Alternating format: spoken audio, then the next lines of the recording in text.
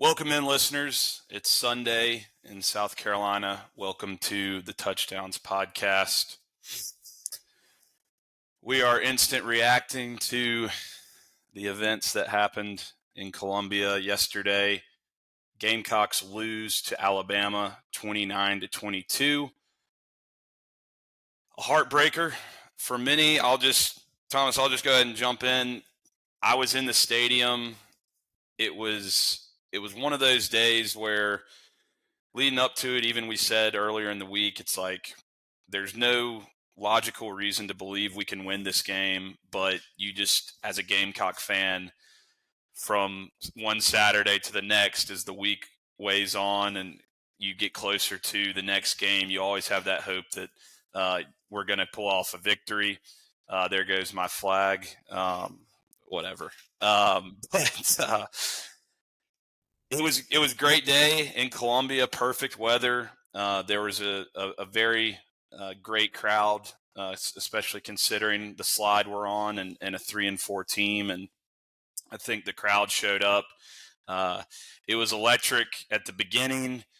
We go down and we're moving the ball, and it seems like, again, one of those more scripted drives where we had success. You know, those first drive, outside of maybe LSU where we freaking fumbled the first snap. We've had some success in our first drives on offense. We ultimately stalled and got 3, and that, may or may not, have come back to bite us depending on how you view the game. Obviously, touchdowns there.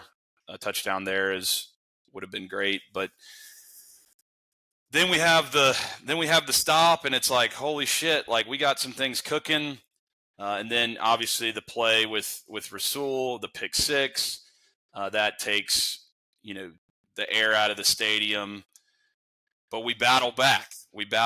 And we get down again. We have Lenoris makes a great play. We score a touchdown. That gets called back. Then Alabama kind of gifts us a 15-yard penalty, 1st and goal at the 9, and we can't punch it in. Another field goal, 7-6. And then up until that point, Alabama hadn't done shit on offense, and they're able to drive it, have a great drive down our throat, get down, and we can't make the play on 4th and goal.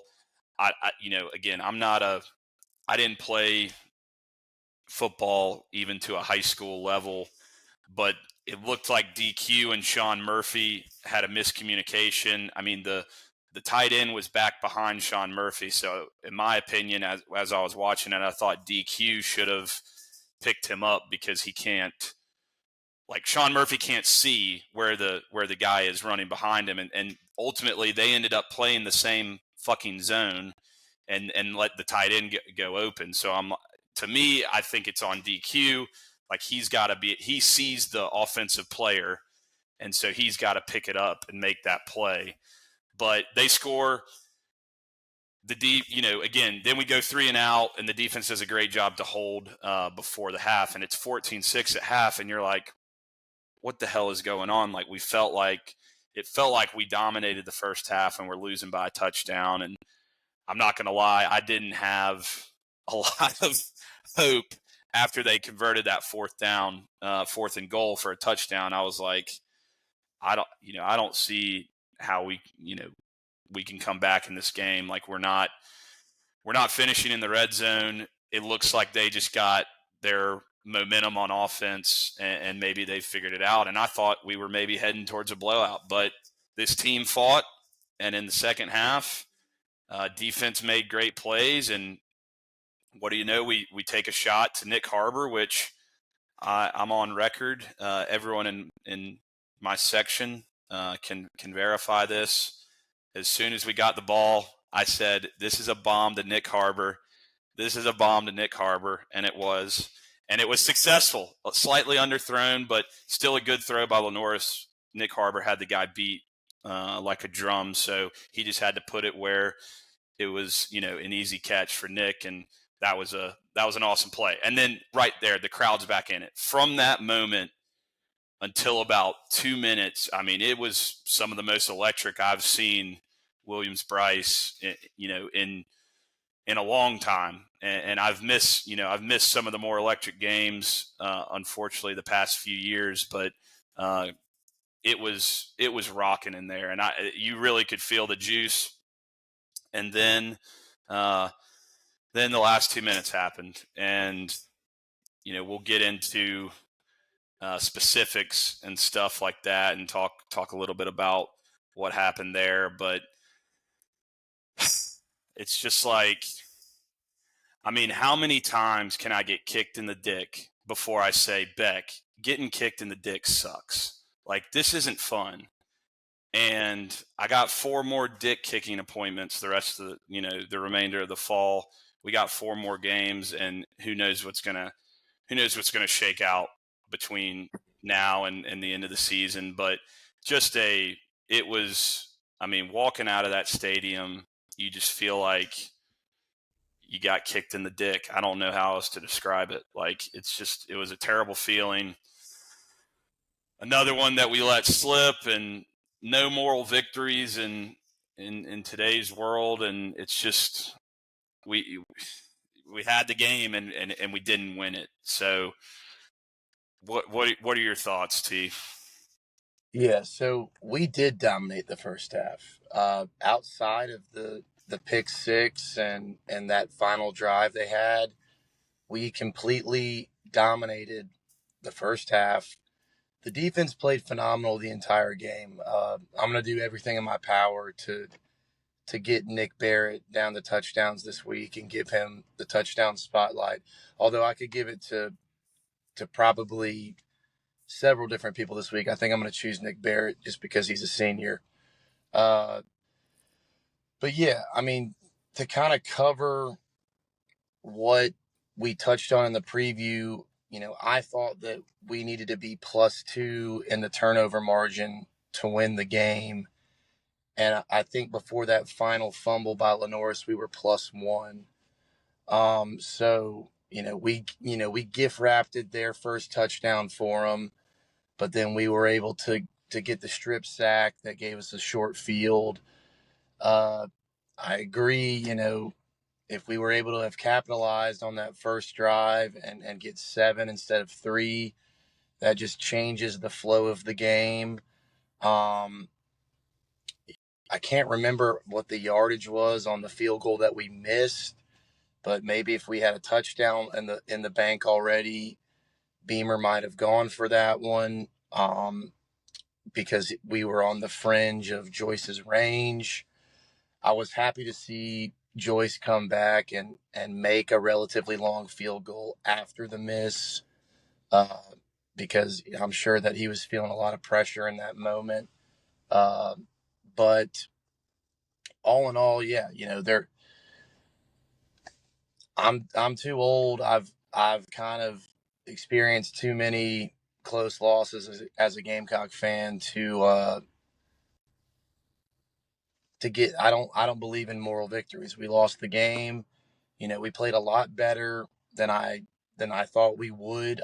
To be honest, I think this was our best performance of the season by far. And again, I do not believe in moral victories. We are 3-5. We lost the game. I do like that the team is not quitting on the staff. I think that does speak a lot to the culture that we have. And I was kind of really coming out of the Oklahoma game. I was like, dude, I don't know if we can beat Clemson. The team that showed up yesterday can beat Clemson. And like I said last week, that still very much matters to me.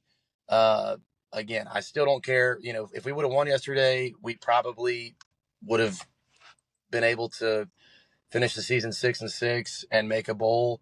And that really isn't important to me, but beating Clemson very much is. And if we can duplicate the performance that we had yesterday, we will smoke Clemson. Just I want to touch on the last 2 minutes of the game. I don't want to harp on it too much because I also have been a Gamecock fan long enough to know that we're never going to get a call against Bama or really anyone. But from my perspective, watching the game live, I don't know what it was like in the stadium. I don't know if y'all heard a whistle or not, but it is my opinion that that play should have been blown dead. Lenoris's forward progress had been stopped. It was just a fucking pile of bodies. You know, he couldn't go down. He was being held up by defenders, and he was on top of people. And I watched his post game presser, and he said, you know, I knew they were coming after the ball, so I had both hands on the ball. I was expecting a whistle. As my body started to go to the ground, I took one hand off the ball to brace myself from impact with the ground. And when I removed my second arm from the ball, that is when they I mean, he was essentially just dead weight, and the Bama players were holding him up, and you Yeah. had two guys ripping at the ball, which is like, I don't have a problem with them going attacking the ball, but I'm saying that should have been blown dead. Like, I don't know what people expect Lenore's to do in that situation. Like, I but okay, but it happens. So they have the ball on the 38-yard line. They are outside of their kicker's range. Obviously, the fumbles happened. Best case scenario for us now is we don't let them get any yardage, keep them out of field goal range.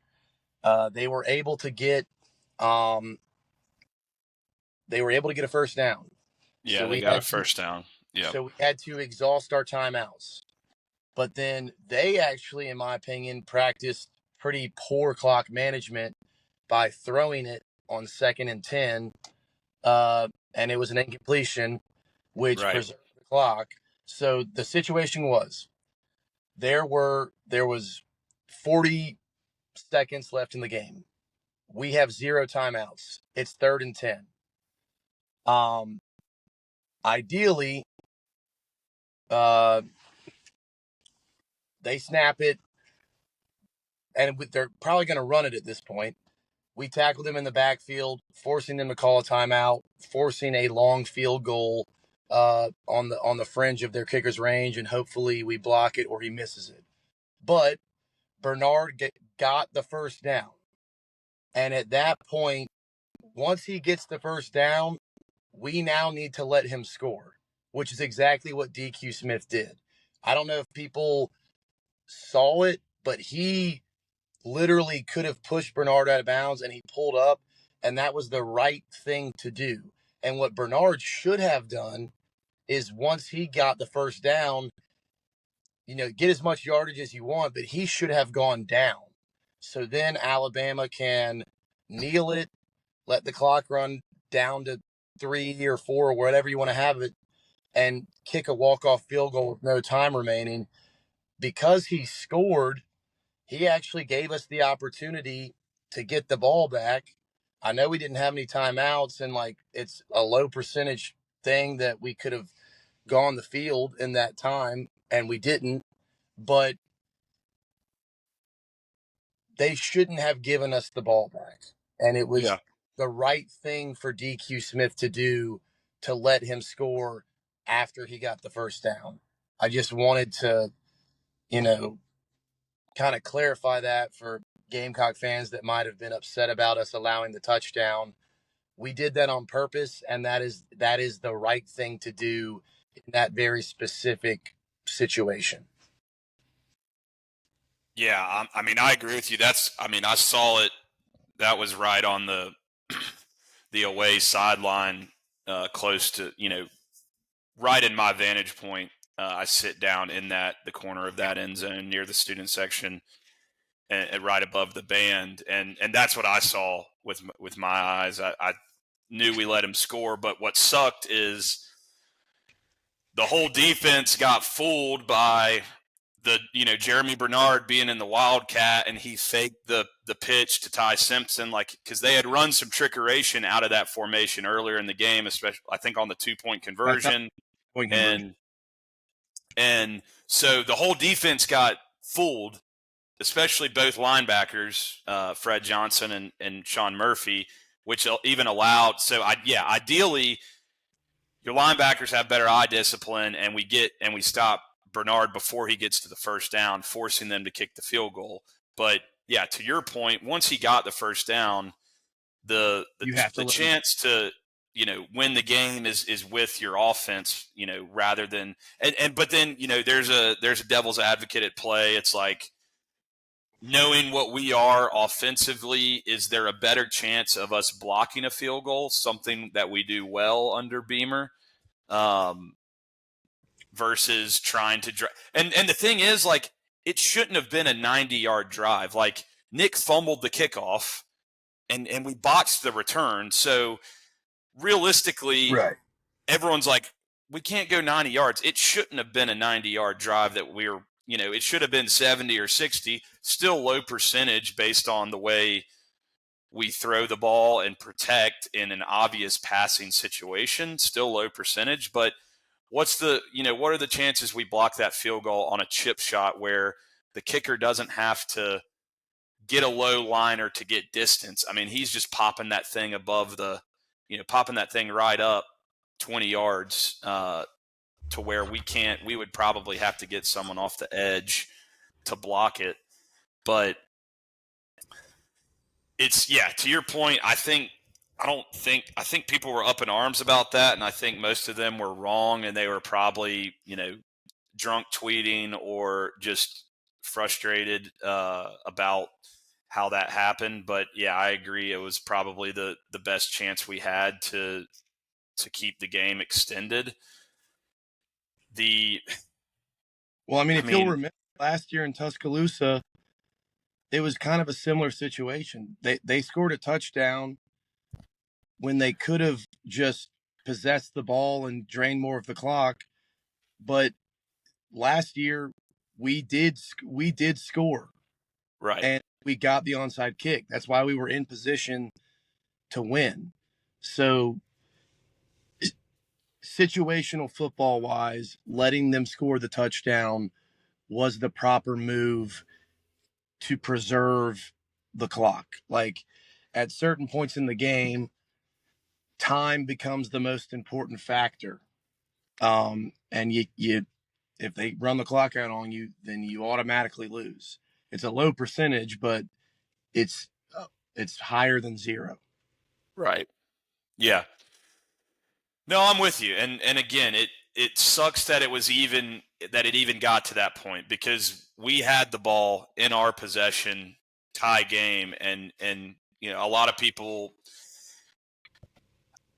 I don't love that we're running a QB power in that situation. I think you try and just get that first down to get into the rhythm of the drive. And right. I think that's where our coaches' mindsets were.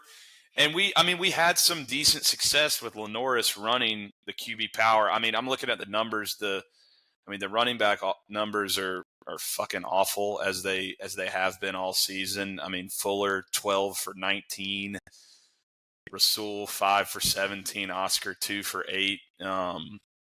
Oscar had a huge 3rd and 3 conversion, though. Really, he good. did. He ran hard, and Fuller, honestly, of those 19 yards, he had some big 3rd and 1 conversions that we were getting those in this game, that where we hadn't been in the, Shula up the middle, Shula up the middle, yeah. Shula up the middle, as its bit seemed to be this season. And we stuck with that philosophy.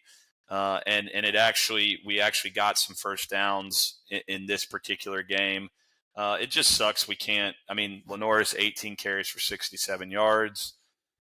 How many of those were designed, I'm not sure, but he was really the only guy who had much success on the ground. And the thing too, and I don't want to ridicule the defense at all, because they played so well, and it just sucks. Like, look how good the defense in the second half. Alabama's drives were 7 plays, 19 yards, turnover on downs. 3 plays, -1 yards, punt. 3 plays, -1 yards, punt. 3 plays, 3 yards, punt. And then they have the 14-play, 79-yard drive, 8 minutes off the clock in the fourth quarter, and then obviously the final drive after the fumble. But, like, they didn't move the ball but 2 drives. I mean, in the first half, too, 3 plays, 5 yards, 3 plays, 6 yards, 6 plays, 29 yards, and then we forced the fumble. Then they had the 9-play, 81-yard drive there in the second quarter towards the end of the half. It's just frustrating that we played one of our best games defensively. Still, there were some plays out there to be had that we didn't make, but, like, overall, this was a performance from the defense. But in these key moments, these situational moments, we can't find a way to make the play. Like, in the red zone, we couldn't convert. We scored a touchdown, we get it called back, we get the 15-yard penalty, complete reset, 1st and goal at the 9, and we can't score. We get another penalty backed up. We got a holding penalty. Yeah. Right. Yeah. Like, those situationals, and Bama driving it down, and then they finally find success, and they're driving, and they get to 4th and goal, and it's like, if we stop them there, like, that is huge because they haven't done shit, and then they finally string together a drive, and we get a stop. The touchdown drive in the fourth quarter, there was multiple 3rd downs where we could have gotten off the field and we didn't. The 2-point play, like, that was some creativity that hasn't existed in Willie B this season with Shula, just to get he just got a dude wide open. Like, yeah, just by the scheme of the play, and the dude's wide open when you absolutely, and he called that because he goes, this is when I absolutely have to have this play. And that was their I don't know, well, obviously you were in the stadium. That was Alabama's first 2-point conversion of the season. The first time they had attempted one. So that's clearly something that they have in their bag for maybe overtime, or just gotta have it 2-point conversion situations. And that was the first time that they have run that play this year. Yeah. And so it's situational. It's overall that you can't take. I mean, there is no moral victories. We played good on defense. We showed a little bit of life on offense, but it's still a similar story. We can't convert in the red zone. We had the one explosive to Nick, which was awesome, but we're still just not explosive, and we're not good enough to sustain we're not good enough to sustain drives. We get, if we don't get explosive chunk plays, we're eventually going to shoot ourselves in the foot. I mean, and that's been, if you look at the season where the games we've been successful have been with defensive and special team touchdowns. And then, if you look at Virginia Tech, it was the punt return and the play to Nick. If you look at the game yesterday, the play to Nick was really the big play that we had on offense. The other touchdown was a result of the muff punt. And that's why we got Nick on specialty. Everyone who's like, why is Nick a gunner on our punt team? But he was down there to recover that fumble. Like, so that's good coaching, and it's making a play on special teams to set up the offense. And thankfully we punched that one in. But ultimately, we just don't make enough. We're not a great football team, and we're also like the most untimely football team. Like, we suck on 3rd down, defense and offense.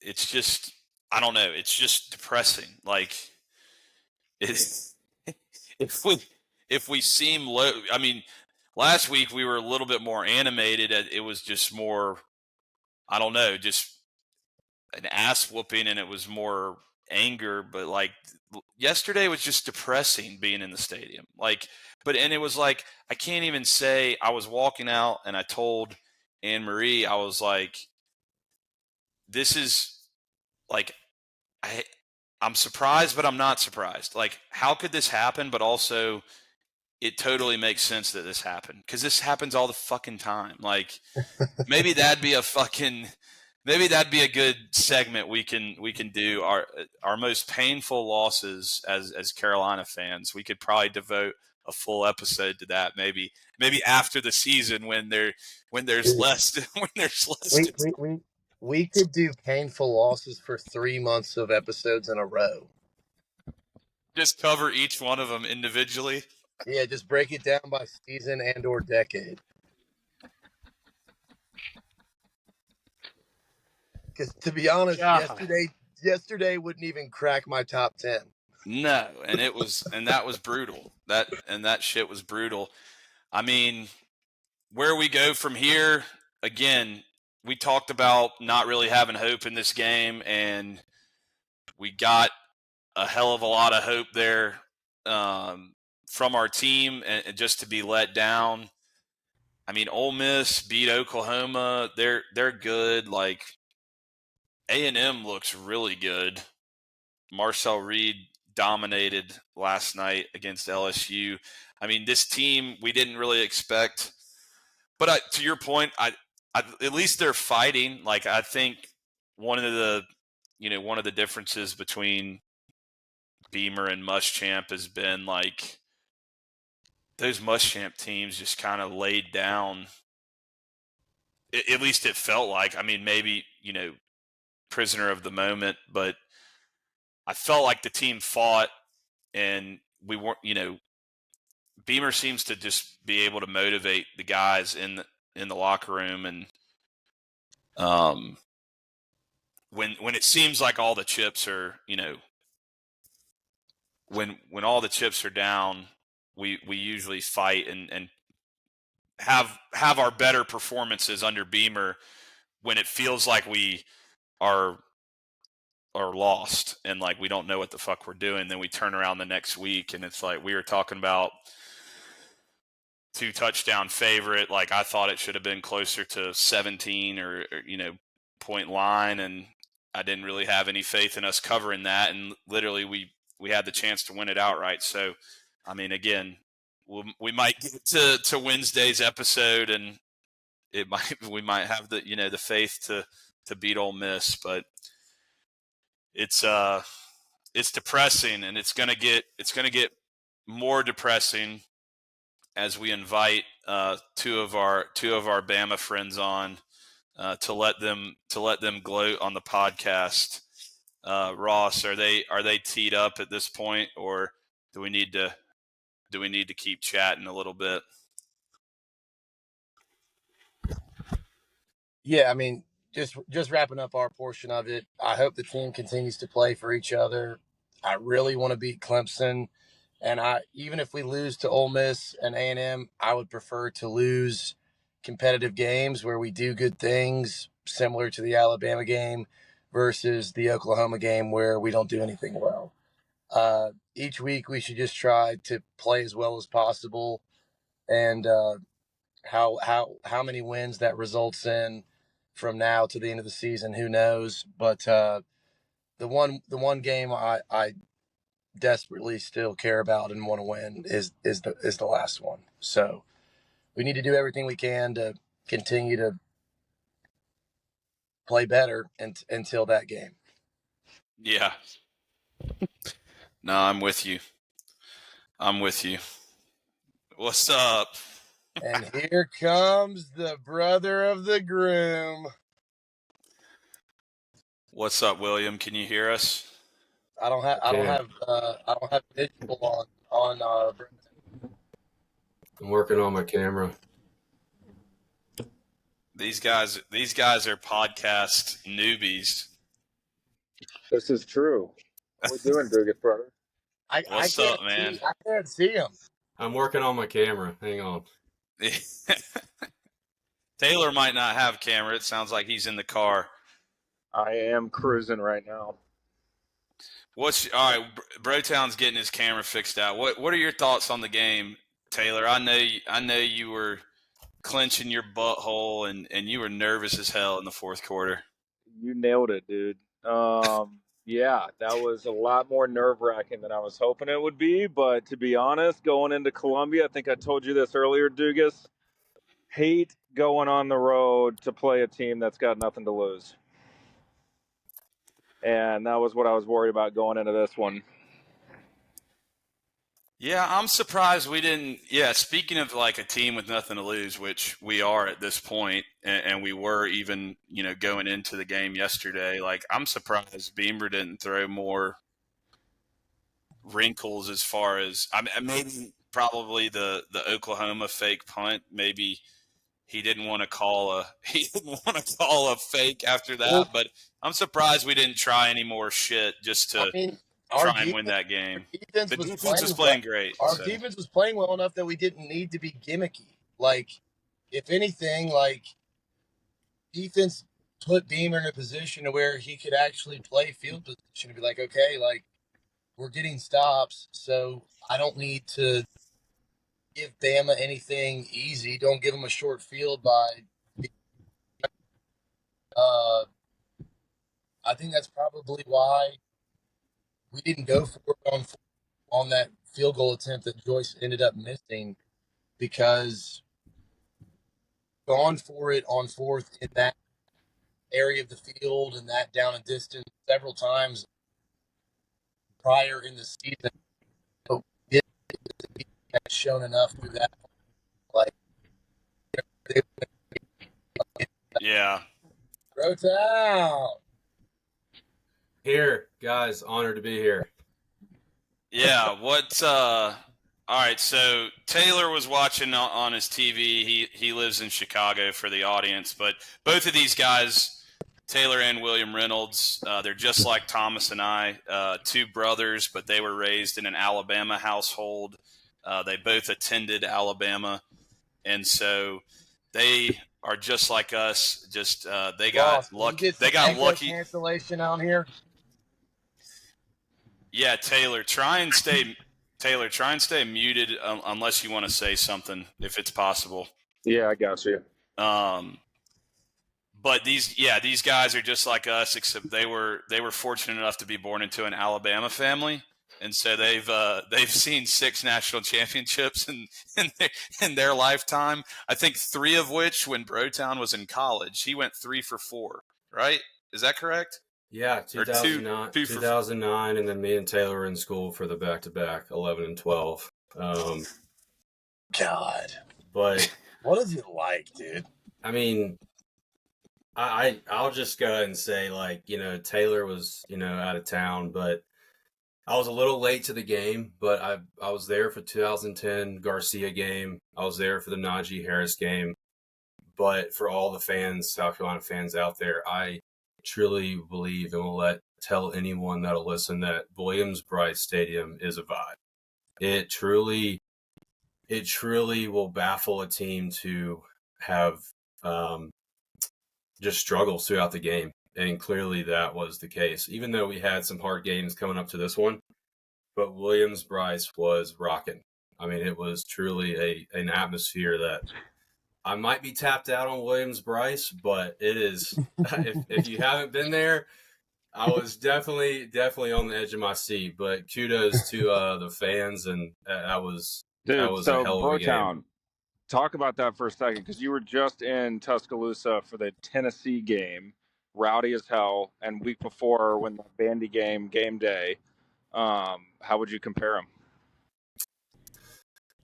I mean, comparing it, I think there's 2 different fan bases, I guess, and I think the music is different. The Sandstorm has that theme of Williams-Brice. Alabama has their, the band playing, or we don't play Dixieland Delight till the end. A couple other different songs here and there, but I think Williams-Brice just has a different vibe to it. I was at the game with my dad, and I was telling him that if y'all were to extend the other end zone, man, that would even be even, I mean, it Yeah, would be trap the noise in on that trap side. that Yeah. noise, then it would be much louder. But overall, yeah, definitely was on the edge of my seat, and yeah, it was quite the atmosphere. Yeah, after y'all won, there was several Bama fans in touchdowns watching the game, and someone asked me to play Dixieland Delight, and I told him to kiss my ass. He said, "I'll pay for it." I said, "Okay, $10,000, pussy." Ah. Hey, I That's mean,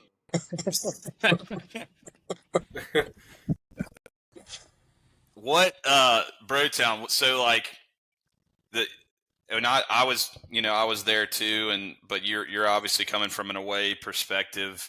The noise. I mean, do you think who like what's I guess Ty Simpson's real true road game this year has been FSU? Correct me if I'm wrong. I mean, I know y'all played Vandy on the road, but I mean Mizzou. Mizzou. Okay, like I feel like he honestly, and we got to him early, but he missed some open receivers. I mean, there were some plays where he had time and he missed some guys. I mean, do you think he? Some key drops? Yeah, I mean, yeah. I think Ty Simpson overall, again, back to we had those 4 games leading up to it, but I think whether it was just the defense or the noise, but he definitely was off. I mean, you could tell we couldn't run the ball up the middle. You had a couple sacks here and there, but I mean, his throws were either just a little too high, but also I wasn't sure what the game plan was. We were throwing it just like 40, 50-yard long balls because you give Ty Simpson enough room to throw 15, 25-yard passes, he's elite, Heisman level. But then he just didn't have those long balls. And I think Grubb was just confused on what we could even accomplish because y'all's defense came to play yesterday. Well, dude, yeah, they did. They did come out and stifled them. Like Bama put up 11 yards in the first quarter on 2 stalled drives, and Ty just did not get in a groove. I don't know, away wise, like Bama played at Georgia, they played at Mizzou, they played at Vandy. Really don't think it was that as much as that D line just in his face right off the bat. Well, it's a known fact.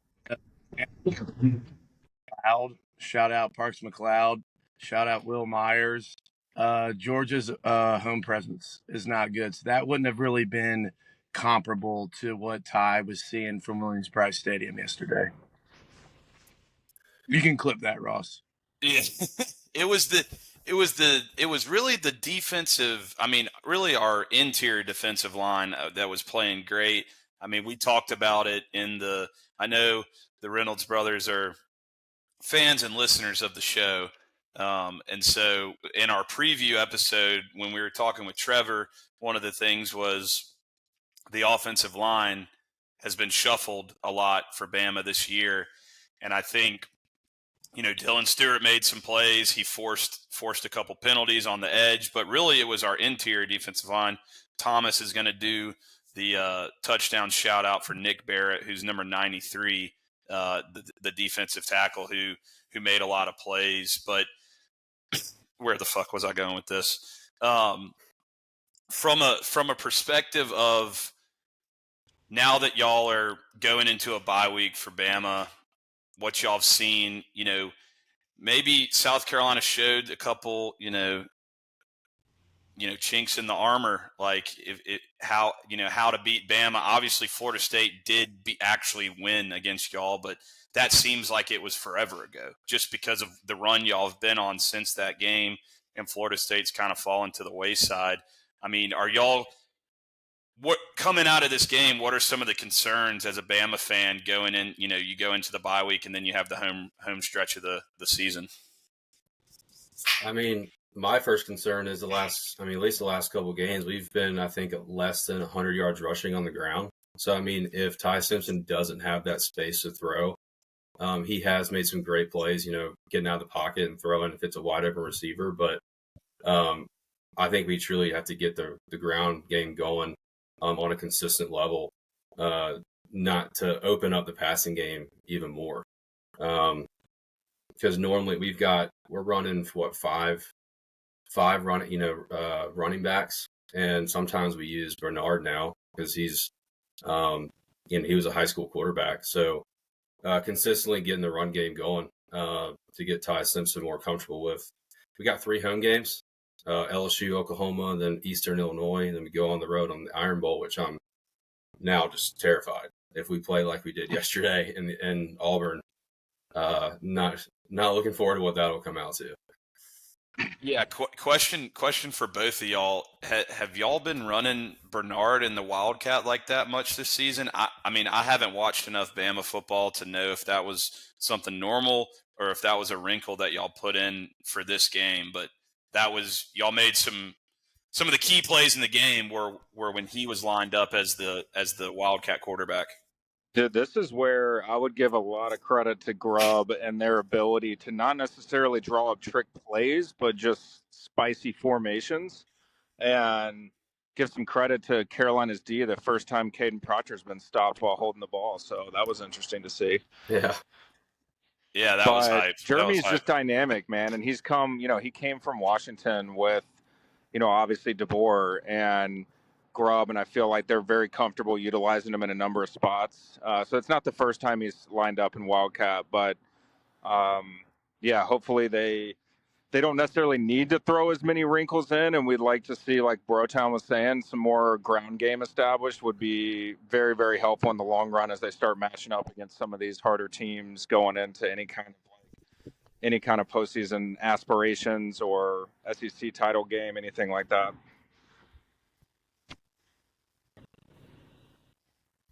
Yeah, I mean, it was echoed by Trevor when we did the preview show that Bernard is kind of, I think Ryan Williams is more famous because of the catch last year against Georgia, but y'all's most dynamic weapon and probably best offensive player is Bernard. And I would agree with that sentiment. And he said that y'all have been pretty creative this year in just finding ways to get him touches because in addition to being an excellent receiver, he's one of those players that's just great with the ball in his hands. I wanted to ask you guys, because I asked Trevor the same thing, and he basically kind of said the standard is the standard. But the coaching carousel is something that Beck and I have already begun to discuss this year, and it's going to be an ongoing theme throughout the podcast just because, Beamer's seat might be involved too. Beamer's seat has certainly heated up exponentially this year, just falling short of the expectations that we had coming into the season. You guys are in the driver's seat to make the SEC championship, and like in that you control your own destiny. Also, y'all are going to be right in the mix of the playoffs after having missed it in DeBoer's first season. What is the timeline for you guys before you two specifically would think, okay, maybe DeBoer isn't the right guy? Like if y'all make the playoffs this year, but can't find a way to win it all, how hot is his seat coming into year 3? Do y'all just want to see kind of steady progress, or what needs to happen on a consistent basis before y'all start getting itchy and looking for the next guy? I mean, compared to last year, after losing to Florida State, I just had no idea what was going to happen. And the fact that he's gone on this run is just really super impressive. But from an expectation standpoint, making the playoffs every year is almost that's a key component. But getting to a national championship, look at Saban. He had a losing record or went 7-6, I think, in his first year, like 6 or 9-4 in his second, and then went undefeated. So by year 3 or 4, definitely playing in a national championship, whether that's a win or loss. But again, it's coming after 15, 16 years of Saban. The expectations have to be there, but they can't be super high based on what Saban established there. Yeah, it's a good question. I got to piggyback off of that a little bit. I do think that the game's evolution, a little bit more parity. You guys have talked about NIL and some of the parity in college football in some of your more recent episodes. The reality that teams are going to go off for 4 or 5 titles in an 8-year run is just not realistic at this point. I want to see at bats, consistent opportunities in the postseason to just have a shot at a title at the end of the day. And if that's being done a majority of the seasons, then I think DeBoer's got a nice long tenure at Bama. I mean, you look at like how long did it take Georgia and Mark Richt to part ways when he wasn't getting it done over the finish line, but they were very happy with the success they were having aside from titles.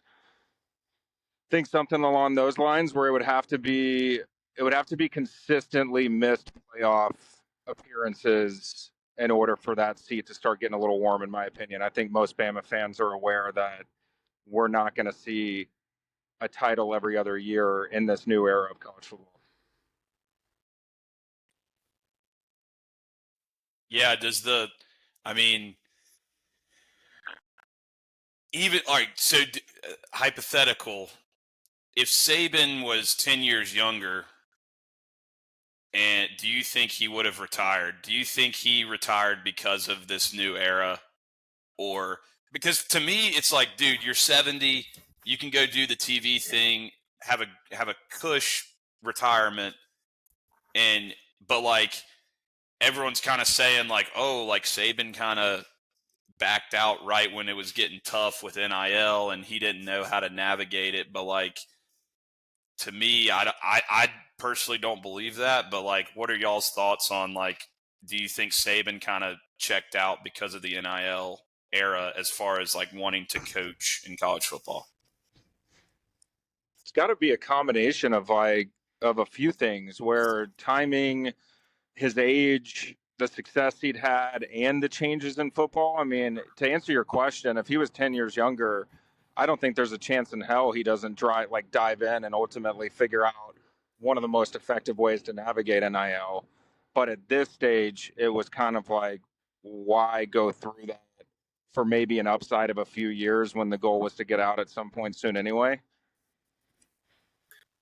Yeah, I mean, it was definitely a mixture of those variables, but you have to remember, like, Saban's philosophy was, I mean, he was having those relationships with those kids and like having 1 year, a kid there, oh, I'm going to leave. You know, that was after the national championship, semis when we lost.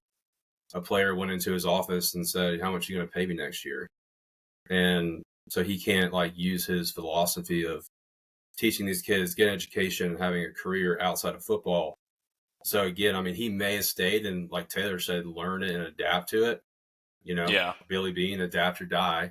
But at the same time, he probably would have that was his way of teaching the student athletes. And I guess we'll never know, but it's a good question. But yeah. Yeah.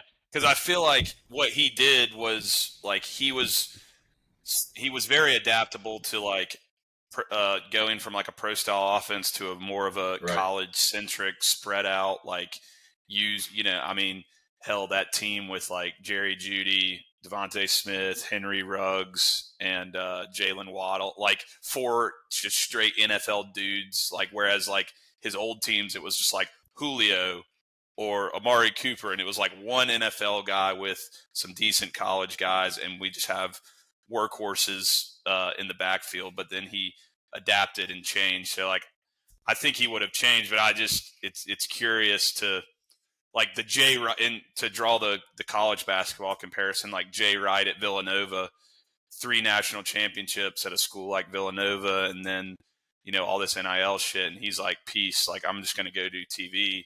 He's a little bit younger than Saban, but it's just interesting to see how the game's changed, and you're like, eventually y'all were gonna have to move on from Saban. So I'm just thinking like DeBoer was a good hire. I'm just kind of off on a tangent now. I don't really have a question to that, but like I think DeBoer will find success in this era at Alabama. Yeah, it was impressive. I mean, you look at what we had: McElroy, AJ McCarron, Mac Jones, and then we jumped to Tua, Jalen, Bryce Young, completely different offense. So you're right. Like, he adapted very well. Yeah, it would have been interesting if he stayed for sure. When he had to transform, the biggest thing I remember watching him overcome was defensively. We were such a downhill, plug the gap style defense with some of the biggest bodies in college football. And then essentially a few quarterbacks came along and was able to run around that. And he had to totally overhaul how we basically approach the defense. And that was done with Kirby Smart, but a massive transformation that then led to a few titles after that. You get more guys like Upshaw on a few of those key, more quick folks on the edge that could get around and make sure they stop the run, as well as cover in the passing lanes as well. So that was kind of cool to see back in 2013 to 16 time frame. Yeah, Mount Cody couldn't cover the spread. He could block a kick though. And before that, just the way the game has changed. Like, it was Taylor for 4 or 5 years. So teams would walk out of the locker room scared to line up against our defenses. Terrified. Reuben Foster, Hightower. Those guys were coming to eat your lunch. Than that video of Bama coming out of the tunnel and kind of past Notre Dame. Was it in Notre the tunnel Dame? For the unreal. And I just don't think you don't really see that now. I mean, I don't know if there's an example on the college football landscape. If the 2012 South Carolina team could have just found a way to fucking beat Florida or LSU and just be in the show, we would have murdered that Notre Dame team. That was the worst team that has played in the national championship outside of probably that TCU team that got beat by 50 points by Georgia. But that's the thing that just makes me sick. We didn't even go to a BCS Bowl that year, I don't think. And, Notre Dame played in the national championship, and they sucked. Yeah, what was it? Brian Kelly's interview at halftime, or he said, "What do you expect at halftime?" He said, "Well, I hope Alabama doesn't come out and play." Come on, what? Yeah, Eddie Lacy had 4 touchdowns in the first half or something crazy. Yeah, something like that. Dude, so Dugas Pros, where do you, looking at the season and what's left? I mean, Thomas, you mentioned being the spoiler squad earlier this week, and I'm just thankful Bama got out of there alive. But is it just a Clemson game at this point? You're like, let's knock that out and call it a day? I mean, I would love to beat Ole Miss. I would love to beat Ole Miss just because they have a loss already, so that would we would actually be that could derail their season. And everyone especially when I've been defending Beamer and I haven't been the last couple weeks, after Oklahoma it was hard to defend him, but in my defense of Beamer, a lot of my friends that are Gamecock fans are like, look what Lane Kiffin's doing at Ole Miss. Look what Lane Kiffin. Man, he's just a flashy offense that they haven't done shit except he's won the fucking Alamo Bowl or whatever. They've won 10 games maybe once or twice. But for the most part, Lane Kiffin always seems to choke, just like he did last year against Kentucky and Florida. So, and who knows, he might not even be the Ole Miss coach at the end of the year, but I would like to beat Ole Miss just to shove it in Lane's throat. But other than that, I mean, just beat Clemson. I mean, I'd like to beat A&M too, but A&M looks really good. Marcel Reed looks good. Their defense is solid. They're going to be a tough out, but they always find a way to screw up too. They're cursed in a different way than we are. On that comment you made about Kiffin, where are you thinking he could potentially be after this season? And also, did any of you catch the beef he had with that A&M guy on the post conference? I kind of missed what happened there. I did not catch the beef, but I'm sure if I scroll Twitter, I could find it. But no, I didn't catch it. I personally think, I know Florida's going after him, but what could be really interesting is if LSU fires Brian Kelly and then they make a run for him. Because Lane Kiffin at LSU, Here's the thing. I think it would be a match. At this point, I don't think he's going to Florida. I think he would rather stay at Ole Miss than go to Florida. But to echo Beck's sentiment, if LSU came open, that is a job that I think he would leave Ole Miss for. I think that LSU is as good as Florida's brand is, and as good of a recruiting footprint Florida is, and all the bells and whistles. I still think that LSU is a notch above that. I think that you could make an argument that Florida is a blue blood, but I do think that LSU's blood is bluer, and that would be, in my opinion, with what Ole Miss has given Lane and what they are willing to give him, and the state of the program that he has Ole Miss in today versus the state of the Florida program, that feels like a slightly lateral move to me. Whereas him taking the LSU job is a step up without a doubt. So at this point, I do not think that Lane ends up at Florida. I think that Ole Miss is going to try and give him as much of an extension as he will accept. I don't think that money will be a determining factor as to whether he goes to Florida or stays at Ole Miss. I think that Ole Miss is kind of willing to pay him whatever he'll ask for. The only thing that's going to get him out of there is a program that is a substantial step up. And I believe that LSU is that, Florida is not at this moment. Yeah, and LSU is a slight step up at the same time. Like if he can't win in Ole Miss, you think he's going to use the same talent around the SEC to win at LSU? I mean, he's already established the years at Ole Miss, so it could be a lateral move. But I agree with you. LSU's program as a whole is much on a bigger stamp in Florida right now, but I feel like he wants to really win at Ole Miss before he would take a move to LSU. But then he would ultimately stay at Ole Miss. LSU is a different animal, in my opinion. Like, I think that Lane going there, like, Brian Kelly is just remarkably unlikable and a terrible kid. And I don't know what the AD was thinking when he brought him down there. He sucks. The guy's a fucking loser. Lane in LSU would be absolutely electric. They would become immediate. Not that they've been terrible under Brian Kelly, but if Lane went to LSU, in my opinion, with their just the players that are naturally in Louisiana that want to play for LSU and LSU's resources, they become a fucking problem day one. So you're I do talking think Lane at LSU is scarier than culture Lane at Ole change. Miss. He is much more dangerous at LSU than he is at Ole Miss. Yeah. Yeah. Much more dangerous. Yeah, it'll be interesting. The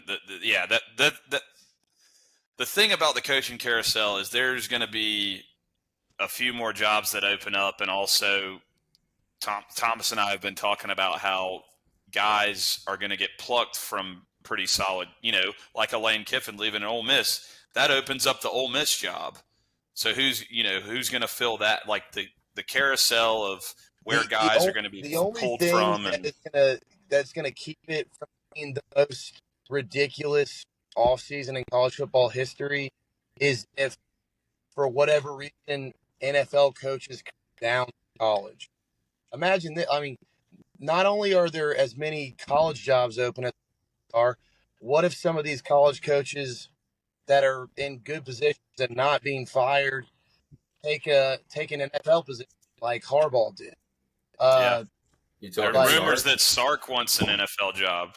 It feels like there's more job. Like if Texas comes open, in addition to everything else, there's no telling how crazy it'll get when it's all said and done. It does feel like there's way more programs that feel they have the resources and really like the timing on their side and the ambition to go be a title contender than there are eligible coaches to get them there. Yes. Like by far. Well, also too, for the longest time, coaches were getting fired because they could not replicate Saban's success. Saban was the standard that everybody else was measuring their program against. And if a coach was there 5, 6, 7, 8 years and he wasn't that, there can only be one at a time. But that's why people were being like, Auburn moved on from Gus Malzahn, and they have been absolute dumpster fire since then because Gus wasn't Nick Saban. But if Auburn held on to Gus this entire time, that they would have been in a much better situation all the way through and present. They've been with all of these other losers that they've had since. And I think that the reason that now the timeline is getting sped up is Kurt Signetti, the success he's had at Indiana. Now these athletic directors are like, hey, it doesn't take 5 years to flip a program. Indiana has lost more college football games than any other D1 program in the history of the sport. Before Kirk Signetti was the head coach, they had more losses than any other team in the country.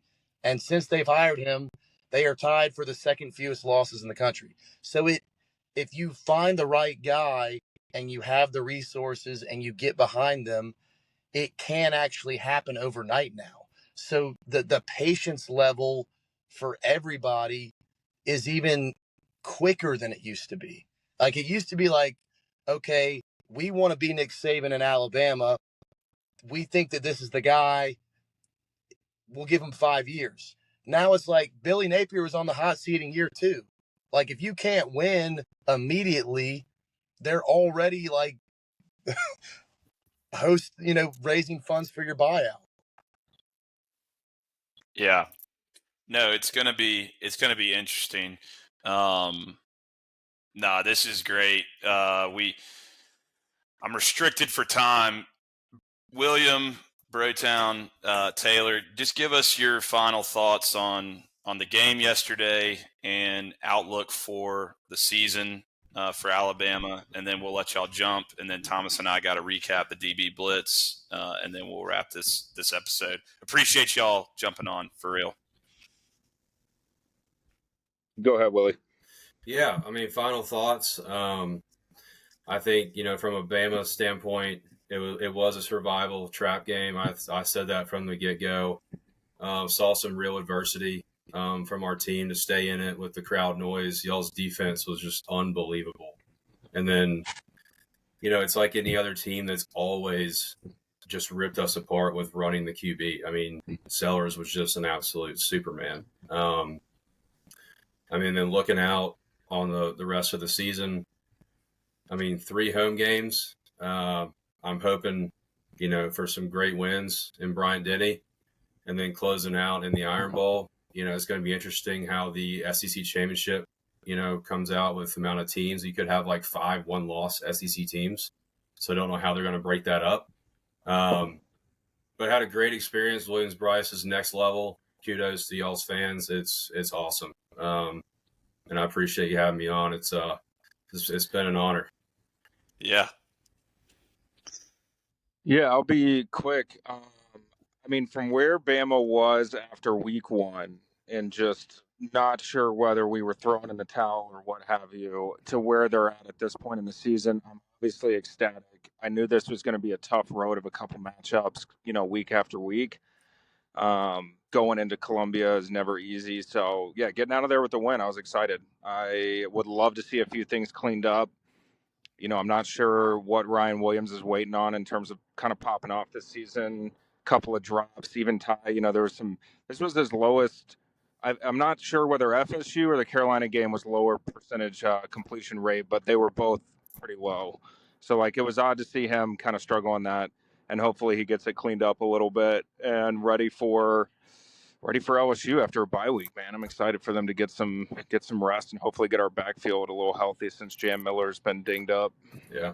But yeah, appreciate you guys having us on, man. It was fun to watch the game yesterday, and knew everybody was kind of sitting on the edge of their seat throughout the whole thing. So that's always fun. Yep. Love y'all, but fuck y'all. Same to you, brother. See you, boys. See y'all. Go Cox. Roll Go Roll Tide. Cox, Tide, buddy. boys. Later. Oh, that was the Reynolds brothers breaking down from Bama's side of things. Like I said, they're just like us. Raised in a Bama household, fortunately for them, while we're here, depressed at 3-5. But let's get to the DB Blitz recap. The DB Blitz, as always, is sponsored by Hughley Insurance, covering everything from home and auto here in South Carolina. These guys are USC grads, so if you have any insurance needs, give Hughley Insurance a call, and don't worry. If you can't cover the spread, they will. DB Blitz time. I went 3-2. I'm actually disappointed, even though it was a winning week. I was on, Houston plus 7.5. They went outright. Tennessee beats the shit out of Kentucky. Utah beats Colorado 53-7. I was seeing the board well. Missouri money line. Just the second half drive chart is disgusting in that game, and Vanderbilt pulls it out. Whatever. Vanderbilt 7-1. They'll have their reckoning. But SMU played like shit. They lost 13-12 to Wake Forest. Just a bad game. I thought they would be a little bit more explosive and score a little bit more points. But 3-2, so not the worst, but not the best. But I felt like my 3 wins were no sweats, but then just a struggle with SMU and Missouri. So trying to get back on track. What'd you have, T? I went 2-3. My wins were also no sweats. I had Ole Miss +5, A&M -3.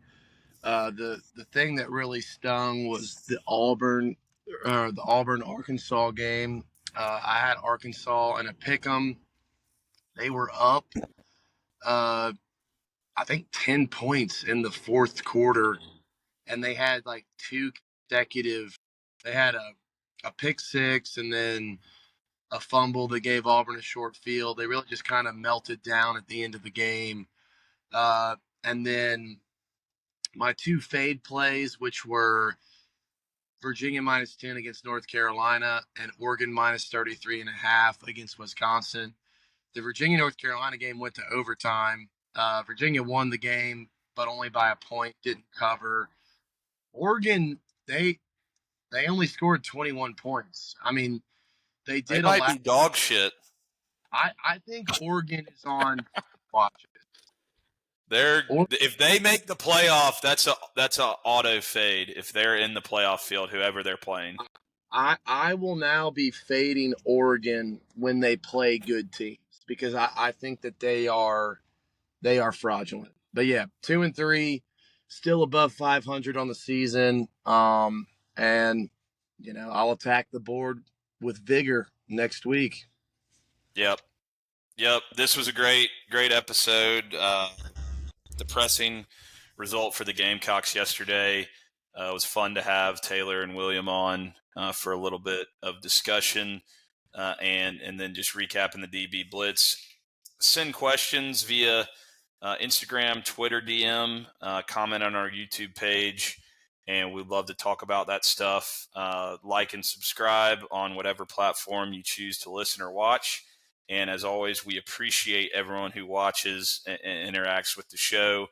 Look forward to our next episode previewing Ole Miss, and we'll see what happens next Saturday. We'll see how we feel on Wednesday as the week wears on, and we just get sucked right back in. But that's going to be a wrap on this episode. As always, go Cox. Go Cox.